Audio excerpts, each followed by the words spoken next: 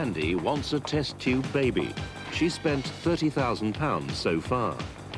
Sharon is scarred for life. Susanna went through agony. Philippa wasted her money 7 times. But none of them is pregnant. Are private infertility clinics getting out of control?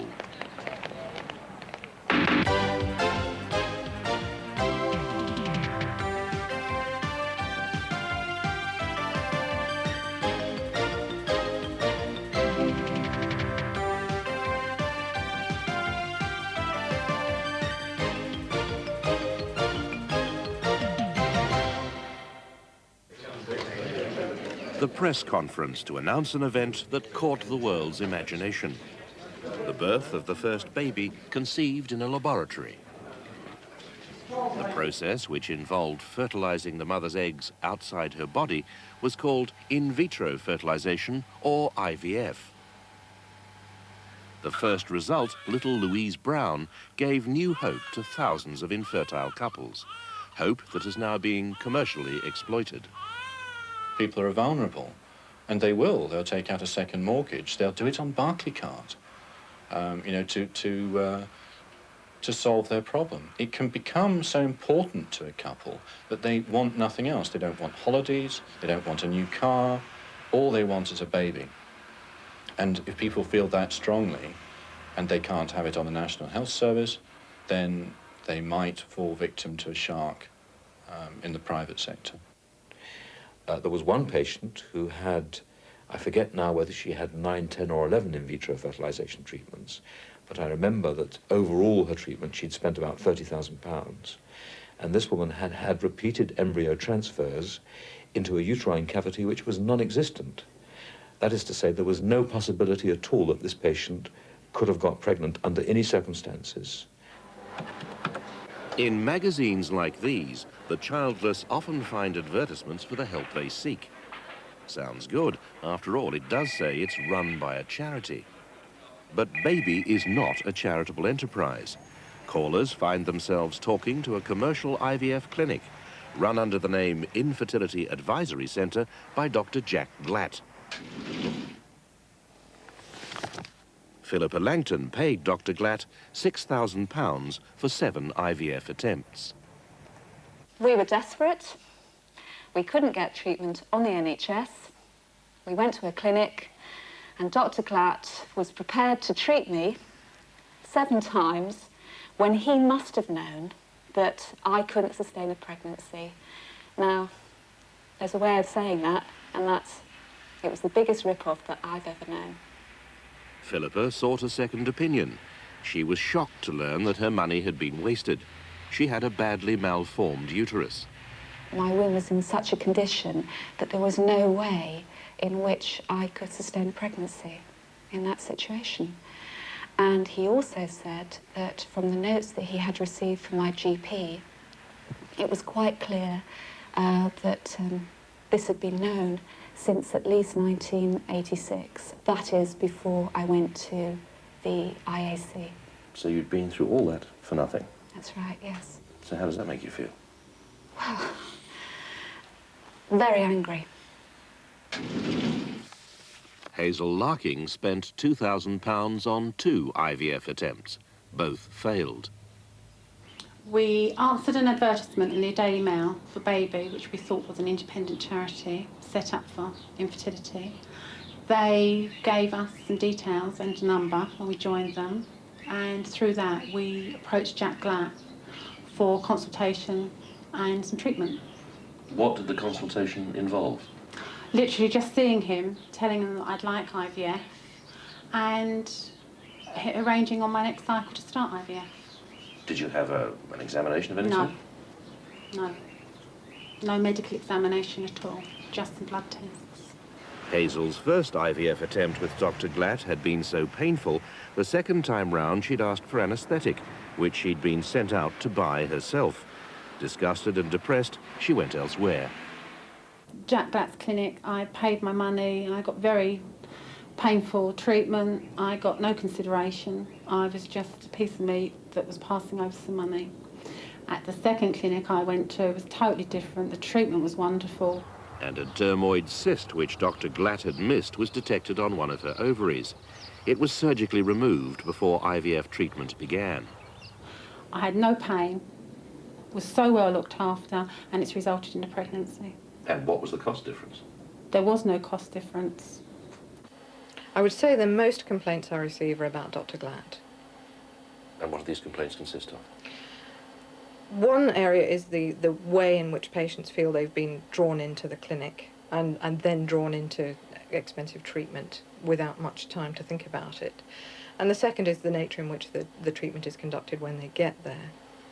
Patients do feel that they've been given perhaps a very high chance of success and they're surprised when they don't get pregnant, and perhaps they're not very happy about the way they're treated during treatment. Susanna Gustafsson's treatment started with an attempt at egg retrieval, a process which should cause no more than mild discomfort.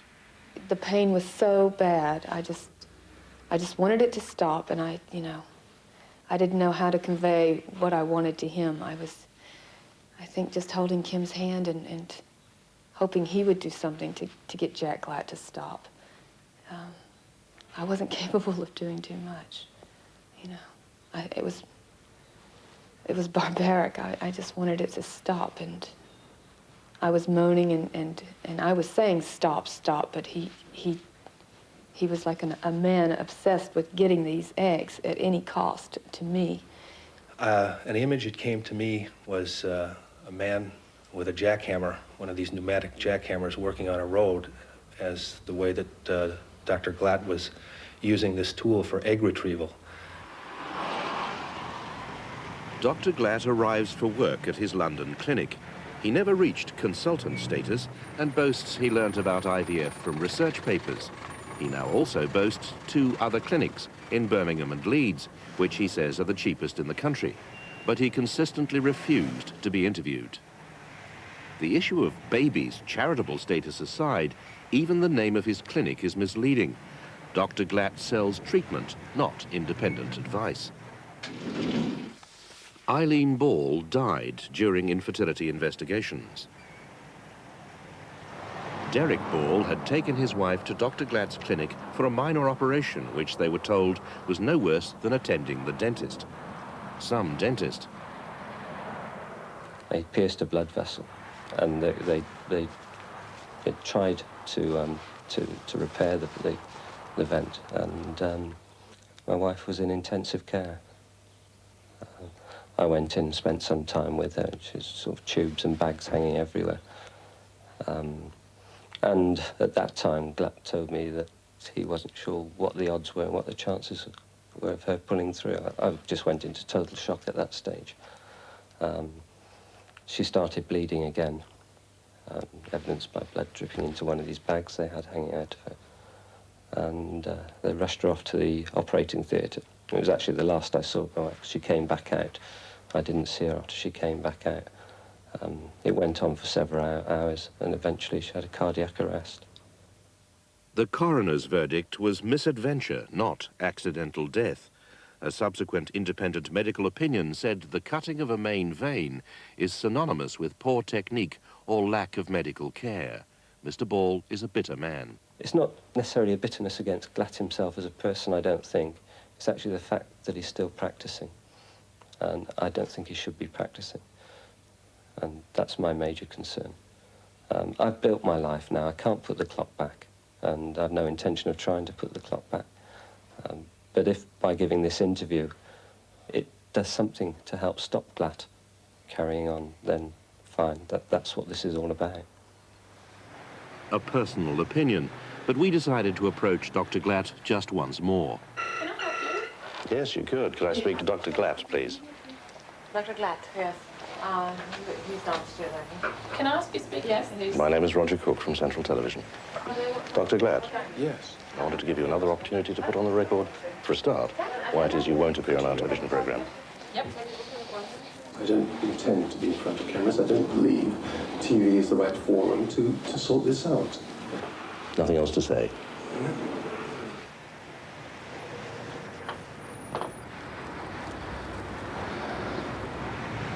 Well, nobody's accusing Dr. Glatt of having done anything criminal, so that's why we're not going to be camping on his doorstep.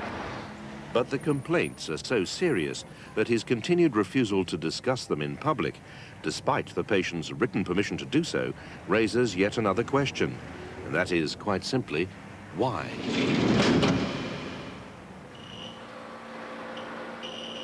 So great is the demand for IVF that the NHS simply can't cope.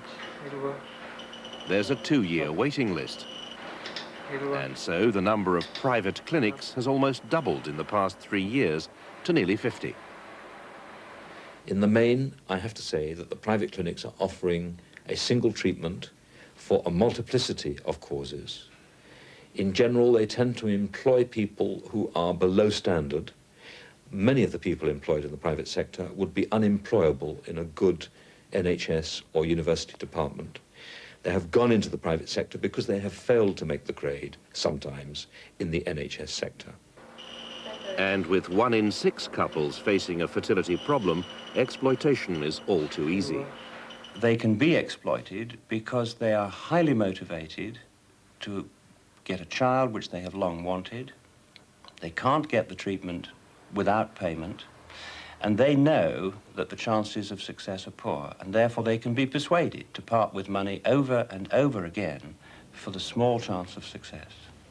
One of the areas where one does hear poor reports are perhaps clinics where patients are given the honest fact, well, you know, you have got a very small chance of success, but I had a woman just like you last year and she's got a bouncing baby boy now. In other words, trying to enhance the true success rate. And that is always coming from one clinic, and that's Professor Kraft's clinic. Professor Kraft insists that women over 40 have a right to treatment, despite the much higher risks and much lower chance of success. At the end of the day, it's a value judgment. Now, if many centres might not treat people over 40, they actually put a bar. They feel that people should not be treated over 40. We do not hold that opinion, and it's got nothing to do with commerce whatsoever. Nothing. But some think he's offering false hope. Pam, nearly 50 and anonymous because she's a midwife, was turned down 3 times before turning to Professor Kraft. His only condition for treatment, she should provide an egg donor. We did go and see Professor Kraft, and basically it was very encouraging. And of course, when you're grasping at straws, which really in a way we were, we listened to what he said. Unfortunately, the treatment was not successful, and worse, the donor, a family friend, nearly died. Well, I'm just glad that I'm alive. I'm just glad that my children have still got a mother. Kelly, now in Australia, was not warned of the risk of possible hyperstimulation. She became enormously bloated, her blood thickened, and breathing was almost impossible. I just managed to press the bell, and I was screaming in pain, really bad pain, and just fetching all these type of blood up. The doctors come running in, but I don't know what they said because I just kept sort of floating in and out of conscious sort of thing. The experience has left Pam sadder, wiser, and £10,000 poorer. Going back over the last 2 years, what has happened, knowing what has happened to the donor, it is something that we would not have attempted had we known the outcome for someone donating eggs. It horrified us to think that we had put someone through what this young person went through, and the fact that she came so near to losing her life, we would not ever do that again. In fact, we discovered another woman who had hyperstimulated in Professor Kraft's care. He says hyperstimulation is a risk, but has occurred in only 0.5% of his cases, so it must have been a fluke that we found 2 of them. Now the professor will change his consent forms and information sheets. We actually do put down things like the risk of ectopic pregnancy, right? And we do put down the risk of miscarriage and the risk of multiple pregnancy. But I think perhaps your program could well be helpful in that sense, in that we might try and put down hyperstimulation, albeit at a minimal risk, but try and explain it, and in information sheets to patients. In a snapshot survey, we sent Sue Cohen to 8 clinics from London to Leeds. She presented herself as a 41-year-old infertile woman. It was a very humiliating experience, extremely humiliating. Only 1 clinic refused to see me without a letter of referral, but 5 clinics saw me without a letter of referral, in actual fact agreed not to tell my husband GP. Some started clinical procedures straight away. One clinic without even conducting a basic medical examination. I was pretty shocked that the medical profession would behave like that they would put money over concern for a patient. And I felt, from the clinics that I saw, that most of them were pretty bad. I can feel it. Fortunately, this mother, as most are, is in good hands. Her longed-for high-tech baby is being born by caesarean section. Therese Freeburn and modern medicine have conquered infertility. But as we've seen, standards do vary from the excellent to the very bad. Rob, tell me when I can go. 5 years ago, the government set up the Interim Licensing Authority to control IVF. Dame Mary Donaldson is the chairman. I'm disturbed when you say there's some very bad ones, because you must be talking about the ones that we've licensed. And I will be going in depth into anything that you can tell me that you have found. It is quite true the standards do vary, and we've never hidden that. But how does the couple wanting a baby, the vulnerable couple wanting a baby, probably desperately, know what standard any individual clinic has reached? Unfortunately, they don't. She wanted to publish a league table showing take-home baby rates, but she didn't have the power. Now a new statutory authority takes over from her interim one. But will the public be better informed? I keep hammering at it, but I'm very doubtful. I hope they will, but at the moment there's no signs of it. So, as far as the statutory licensing authority is concerned, it looks as if it will remain pot luck as to whether you end up in the hands of a poor clinic or a good one like this. Teresa now has a healthy 7-pound 9-ounce son called Sebastian. Every assisted conception involves the use of specialist fertility drugs. The market leader is an Italian company, Serono, which has gone much further than just making the drugs, consolidating its hold on the market by buying 2 of the leading clinics. One of them is Bourne Hall near Cambridge, set up by IVF pioneers Steptoe and Edwards, and where Dr. Rajat Goswami once worked too. If a drug company buys a clinic, the freedom of prescribing of those doctors is obviously limited. And to me, I don't think that's acceptable. Practicing what he preached, Dr. Goswami left with a fairly jaundiced view of the Serono operation at Hallam Street Clinic and Bourne Hall. I don't know whether they were putting profits before patients. I wouldn't say they were putting profits before patients, but I certainly think that any commercial company that takes over a hospital where we were looking at individualized treatments, if they want to then double the numbers, it is going to compromise some of the care that the patients receive. Sharon Chima's one disastrous IVF attempt cost £1,800. Because I went in there with a chance of having a baby, a good chance.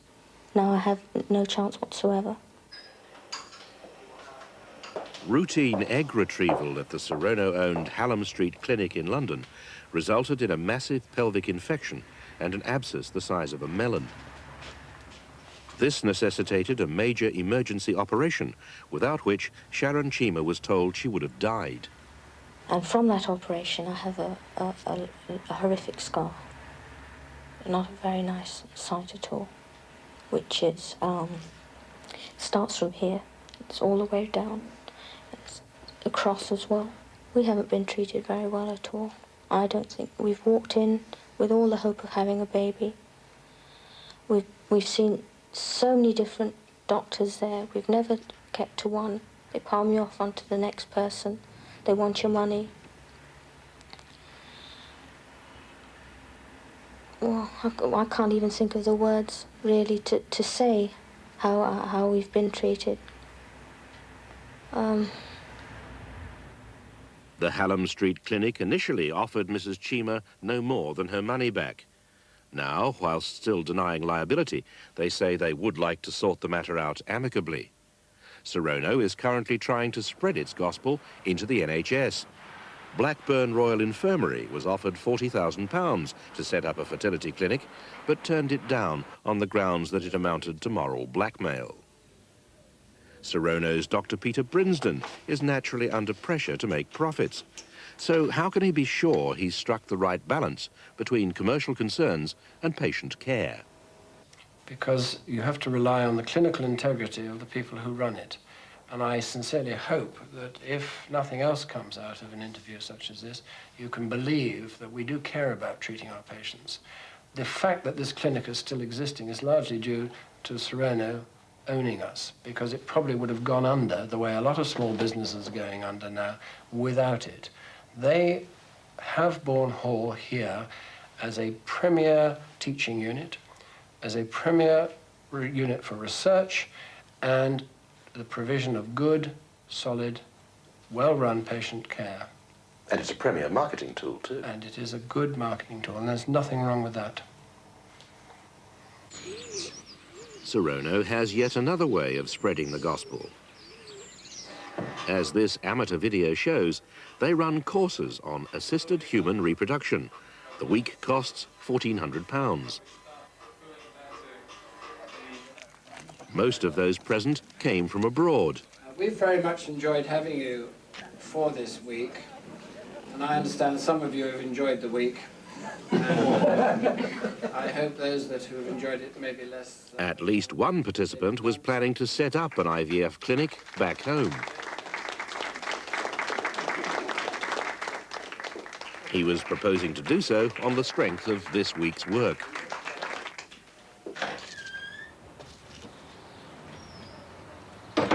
Our man, who has no medical qualifications whatsoever, gained a certificate for successfully completing the course. Dear Mary, you were worried about the proliferation of clinics. Now, such clinics rely on qualified personnel. Here's a certificate from the Bourne Hallam Group. Now, would you expect that to be granted to someone with no medical qualifications whatsoever? No, I wouldn't. I am surprised. Very surprised. I didn't realise that Dr. Brinsden was doing this. I will certainly be in touch with him on Monday morning. He says, of course, it doesn't say it qualifies you to do anything. On the other hand, it doesn't say it doesn't. I agree with you. It could be used in a most unfortunate way.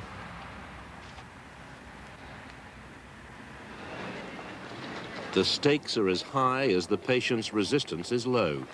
Sandy Wade has spent £30,000 trying to have an IVF baby and says she'll go on spending. It became like an obsession with some women. At one point, it became a bit of an obsession with me. I kept trying and trying. It's like something that you feel as though you have to have. And I'd seen women, and I'd even done it myself. We'd paid for treatments on Visa cards and all sorts of credit cards, just to keep going, to try and get a result. A result like this. But as we've discovered, though high-quality IVF care is widely available, getting it is something of a lottery.